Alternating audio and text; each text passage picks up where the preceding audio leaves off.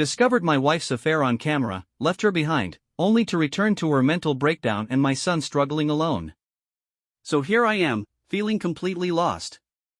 It's been about 2 weeks since I found out, though I'd been suspicious for a while. There were plenty of red flags, but nothing solid to go on. Eventually, I decided it was time to confront her. Her reaction? Explosive anger. She lashed out, furious that I could even think of accusing her of such a thing. She swore she'd never cheat on me. Oddly enough, that reaction just confirmed my gut feeling. Afterward, I did some snooping through her phone and computer, but I didn't find anything incriminating. Frustrated, I took it a step further. I ordered a few small cameras and discreetly set them up around the house. That weekend, I told her I was visiting some friends and left for a few days. A bit of background might help. I grew up in Norway, right near the Swedish border. I met my wife in Sweden when I was 20, and she was 21. At the time, she already had a 3-year-old son. We clicked immediately, and over the years, I became that kid's dad in every way that mattered. He's 14 now, and I've been his dad for 11 years. I love that boy like he's my own. My wife and I have been married for 6 years, though at this point, that detail feels irrelevant. Anyway, after my weekend away, I came home earlier than she expected, knowing she wouldn't be there. I checked the camera footage. Sure enough, there she was, hooking up with another man in our home. It hit me like a freight train. The guy? I recognized him instantly. It was Theodore, one of her colleagues. We'd been on friendly terms with him and his wife. People say seeing red as a metaphor, but I swear I actually saw red. I've always been a pretty laid-back guy. I rarely lose my temper. But at that moment, I completely snapped. I punched the walls, kicked the bedroom door clean off its hinges, and shattered the glass table in the living room.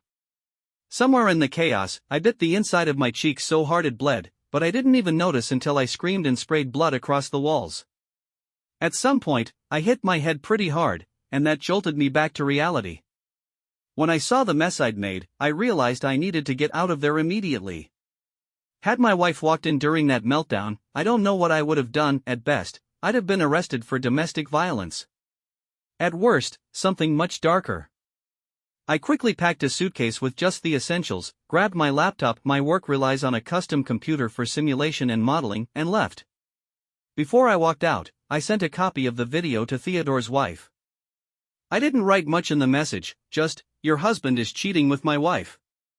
As I was leaving the apartment complex, I ran into my son. I hugged him tightly and told him I'd always love him, but I had to leave because his mom was cheating on me. That's a moment I deeply regret. He shouldn't have had to hear that from me, but I wasn't thinking clearly. The words just spilled out. From there, I tried to cross the border into Norway to see my family, but COVID restrictions blocked me. So, I ended up renting a cheap Airbnb instead. I've been working, but honestly, I feel like a zombie. The only person I've responded to is my son. He's asked me questions, and I've tried to be as honest as I can, telling him I don't know what's coming next other than divorce. I'm searching for a good lawyer, but it's overwhelming. My phone's been flooded with messages from my wife and her family, but I haven't replied to any of them. So far, only my parents know what's going on from my side. I haven't even told my friends because they're close to my wife, too. Right now, I feel completely alone. The thought of seeing or speaking to her terrifies me. I'm afraid I'll lose control and do something I can't take back. At the same time, I don't want to lose my relationship with my son, but I have no clue where to start fixing this mess. The anger inside me is still boiling, and I have no idea how to let it go. Writing all this down was supposed to help, but honestly, it hasn't done much. Update 1: I'm doing a little better. I visited a local cage fighting gym. Crazy, right? I should point out that I have no clue how to fight and am not in great shape. The few fights I've had in my younger days didn't end well for me. But when I explained my situation to the guys there, they were surprisingly supportive. They had me work out for 2 hours straight, but when that didn't fully calm me down, they put me in the ring with an experienced fighter. He was incredibly gentle, clearly holding back while I flailed around, trying my best. Even when I managed to land a halfway decent punch, he'd respond with a quick tap that sent me stumbling. He kept checking to make sure I was okay and even apologized a few times for hitting me, though it was clear he wasn't trying to hurt me at all. It was humbling but oddly therapeutic. I gained a new respect for people who know how to fight, and I'm determined to learn. For the first time in weeks, I felt a bit of relief. The overwhelming rage has cooled to a manageable simmer. I still don't trust myself to see my wife, but I've talked to my son and reassured him that no matter what, we'll be okay. He seemed to appreciate that. I've also reached out to a few mutual friends and her parents. Apparently, my wife's been falling apart, calling everyone at all hours, confessing to everything, and even offering money to people who can get in touch with me. I thought about communicating with her only through a lawyer, but I can't afford that. Instead, I've asked my cousin to act as a middleman. I gave her some questions to pass along, and now I'm just waiting to see what comes next. I've decided to contact the AP's wife next week. A few people suggested I talk to my wife and tell her I'd consider reconciliation if she agreed to let me adopt my son. But I'd never do that. My son is not a bargaining chip. If I adopt him, it'll only be because he asks me to, and only if I'm absolutely sure it's what he wants, not something he's been pressured into. Honestly, I do want to adopt him someday. I love that boy more than words can say, but I refuse to use him in any way to fix this mess. For now, I'm just trying to move forward. I've received so much advice that has helped me feel like I have a plan now. Update 2. Sorry for the silence. Things have been chaotic. Since my last update, I've had my hands full. A lot of people messaged me with questions, so I figured it'd be easier to post an update instead of replying individually. Right after my last post, I started calling my son twice a day. He always told me everything was fine, but it turns out that wasn't the case. I was so focused on getting my own emotions under control, going to individual counseling and channeling my anger into boxing, that I didn't realize how bad things were at home. Speaking of boxing, the first gym I went to was this rundown little place, but the camaraderie between the 5 guys, there was something else. I wanted in on that so badly. They told me I'd have to talk to the owner, an older man they clearly respected. I was nervous about it. Meeting him was an experience. The old man has a way of getting under your skin, though I can't pinpoint why. He just listened at first, but when he started talking, his words felt like accusations. He wasn't rude, exactly, just brutally honest. Everything he said was true, which probably explains why it pissed me off. Before I knew it, I was arguing with him, trying to convince him I was worth his time. I still can't decide if he's a genius or just a jerk, but his approach worked. He's made a huge impact on my life, helping me understand my anger and teaching me how to think clearly. It's uncomfortable being around him, but I get why people admire him so much. Anyway, back to the main issue. A few days after my last post, about 20 minutes after I'd spoken to my son, he called me back. He was crying and apologizing for lying to me. He said things weren't okay at home, far from it. My wife had been sitting in front of the TV, staring at it, even when he turned it off. There was no food in the house, the place smelled terrible, and the only thing he'd eaten in 2 days was sandwiches a friend's mom made for him. I immediately dropped everything and rushed home. The stench of rotting garbage hit me before I even opened the door. Inside, the house was a disaster, trash everywhere, dirty dishes piled up, broken glass on the floor. It was disgusting. I went to my son first. I grabbed a burger for him on the way, and I asked him to stay in his room and eat while I checked on his mom. I promised him everything would be okay now that I was there, and he hugged me tightly, crying. That hug! I'd missed him so much. In that moment, I knew I wasn't leaving him again. Then I went to find my wife. She was exactly how my son described, just staring blankly at the TV. But he didn't mention how awful she looked. She'd lost so much weight, she was practically skin and bones. Her eyes were sunken, her skin pale and lifeless, her lips cracked, and her hair matted. She was wearing filthy clothes, and the smell coming off her was overwhelming. There was a bucket nearby, which I later discovered was half full of week-old vomit. I pulled up a chair and sat between her and the TV. For a moment, I forgot everything she'd done. Seeing her like that hurt deeply. I wanted to help her, protect her. I guess I still love her in some way, and that realization terrifies me. Something must be wrong with me, right? She didn't even seem to register I was there at first. When she finally noticed me, she asked if I was real. When I said yes, she broke down, wailing louder than I've ever heard anyone cry. It was gut-wrenching. Then, out of nowhere, she either passed out or fell asleep mid-scream. I didn't know how to check her pulse, so I put my Fitbit on her wrist. Her heart rate was bouncing between 100 and 150, which seemed bad. I made sure she was comfortable on the couch and cleaned her face up a bit before running next door to ask our neighbors to watch my son while I took her to the hospital. She's been there for about a week now. The doctors still don't have a diagnosis, and they don't know if or when she'll recover. I visited her once, but it upset her so much that the doctors recommended I stay away for now. I've been focusing on taking care of my son. He's in regular counseling, and he seems to be doing better, though there's no doubt he's been traumatized by all of this. I'm drowning in guilt for the role I played in his pain. I've contacted a lawyer to work on getting custody, which feels like the obvious next step. I've also prepared for divorce but am holding off for now. It took days to clean the house. I had to bleach the fridge, but the smell wouldn't go away, so I ended up replacing it entirely. I also found something disturbing. My wife had taken my dirty laundry, arranged it in the shape of a body, and added anatomical details. Her papers were scattered all over the place, mostly incoherent scribbles.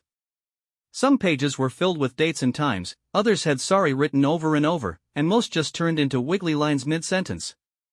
My anger is gone now, replaced by sadness. Sadness for my son, for what he's been through, and for this broken version of my wife. I feel bad for her, but I also can't ignore the fact that she's the reason I had to leave a part of myself behind. Forgiving her feels impossible. A big part of my identity for so long was being a good husband and provider. When my wife had her affair, that part of me was mortally wounded. Holding on to it was just too painful, so I let it go. Right now, I have no idea where things will end up. All options are on the table. I'm still hurting and confused, so for now, my focus is on rebuilding my self-esteem and redefining what masculinity means to me. If my wife recovers and we're able to have a conversation, I'll decide what to do from there. But for now, my son comes first. He's my priority, and I need to make sure he's okay. I wish I could share a story filled with dramatic confrontations and satisfying revenge, like the ones I've read online. But this isn't one of those. I'm just exhausted and sad, and I don't know what to do. Things seemed so black and white before I came back home. Now, everything feels muddled, and I can't see a clear path forward. Update 3: I have some questions, and I'm hoping others might help me see this situation from different perspectives. If your only advice is to just divorce the tramp, don't bother commenting, I'll ignore it. Ultimately, this is my choice, and I'll do what feels right for me and my family when the time comes. I haven't been sleeping much, and I feel a bit out of it, so bear with me if I ramble. I really appreciate the different viewpoints people have offered so far. It's helped me process things. My wife is still in the hospital. She's refusing to see anyone except her mom. She's also made it clear that no one is to speak to me on her behalf or try to influence me in any way. Apparently, she's confessed to just about everyone that she cheated, though not in detail. Her calls have been panicked and repetitive along the lines of, "I cheated. He's going to leave me. What do I do?" Because of this, most people have been keeping their distance unless I've reached out to them. A few days ago, her mom handed me a letter my wife wrote. It's 32 pages long. I'll summarize the key points. She starts by apologizing for what she's done to me, to our son, and to our family. She says she'll sign any document I give her, post-nup, divorce papers, anything, no questions asked. She also confessed to something I didn't know about, a 2-month emotional affair with another man online, which happened before her physical affair began. Her confession is incredibly detailed, and she's provided all her login credentials for me to verify her story. She even directed me to a thumb drive she'd hidden, which contains a diary that goes back almost 10 years. From what I've read so far, her diary and letter match perfectly. According to her, the first emotional affair started as a kind of game, just flirting. There were no inappropriate photos or plans to meet up. One day, she impulsively sent the guy a message, then immediately ended the affair. She wrote that she wanted to tell me but couldn't find the courage, though her diary shows she was trying to figure out how. The second affair, the one I already knew about, was different. She admitted she was flattered by the attention and addicted to the ego boost. The AP is a handsome, model-like guy, and his wife is stunning, absolutely breathtaking. My wife felt special, like she'd won something, by capturing his attention over such a beautiful woman. She knew what she was doing was wrong but says she couldn't stop herself. When the AP started losing interest in her, she began using sex to keep him around. From her diary, it's clear she didn't enjoy it. She described sex with him as more of a chore, a prize she gave him to keep his attention. At first, she struggled with guilt, but she eventually compartmentalized everything. Meanwhile, our relationship suffered as we drifted further apart. She says the affair only became physical during the last 4 weeks, with 5 instances of intercourse. This matches the timeline in her diary and the evidence she provided, including her location data and hotel receipts. The letter ends with this: I don't know who the person was that had the affair. I don't recognize myself in those actions. I can't understand how I could abandon my beliefs and morals so easily or hurt the people I love most in the world. I knew it was wrong. I knew I was hurting everyone, including myself, but I did it anyway. I won't insult you by asking for forgiveness, I don't deserve it. My only hope is to help you and our son heal in any way I can. I'll do whatever you ask, no matter how big or small. When I leave the hospital, I'll live with my mom and stay away unless you ask for me. I don't want my presence to remind you of the pain I caused. I hope you can heal and find someone worthy of your love. I pray I haven't destroyed your ability to trust or love someone else in the future. I'll seek therapy to understand and fix what's wrong with me, though I don't know who I am anymore or why I couldn't stop myself from doing this. I believe her. The diary and evidence back up her story, and she seems genuinely remorseful. But knowing the truth doesn't make it any easier to figure out what to do next. I know I caused all of this. I was selfish. I did it just to feel a little better about myself for a brief moment. That's what my wife wrote in her letter. She said everything came crashing down when she saw the pain on my face, pain captured on the camera I'd left behind in our bedroom. She wrote about watching me watch the tape of her and the other man, how she finally understood, in that moment, just how delusional and terrible she had become. She said she doesn't believe there's any salvation for her. Her words ended with, I will always love you. I wish I could undo it all, take it all back, but I can't. I'm sorry. When I read that, I broke down. I ugly cried, and I haven't been able to stop thinking about it since. I stayed up all night reading her letter and her diary. I'm emotionally drained and confused. I don't know what to think, let alone what to do. At some point, I ended up watching the video again, the one of her affair and the one of me losing my mind afterward. I don't even remember most of what happened in that video of me. Watching it feels surreal and painful, yet I can't stop myself. I keep going back to both videos, replaying them from start to finish, over and over. I know it's hurting me, but for some reason, I just can't stop. Why am I doing this to myself? And then there's the question of her letter. Is what she's saying even possible? Can someone really be pulled into an affair to the point where their behavior becomes compulsive, like she described? Where it feels less like a choice and more like a compulsion? I've been reading through her diaries, and it's clear that something shifted in her about 3 years ago, after her favorite aunt passed away. Her perspective on life darkened, it feels almost hopeless in her writing. I've read that depression can trigger drastic personality changes and even affairs. Could that have been a factor? She admits she didn't love these men. She loved the way their attention made her feel, the ego boost, the rush. She was chasing validation, not connection. On D-Day, she completely cut off contact with the affair partner, AP. She even called his wife and confessed everything. I know this because I later met the AP's wife. She told me about my wife's call and then, to my shock, suggested we have a revenge affair.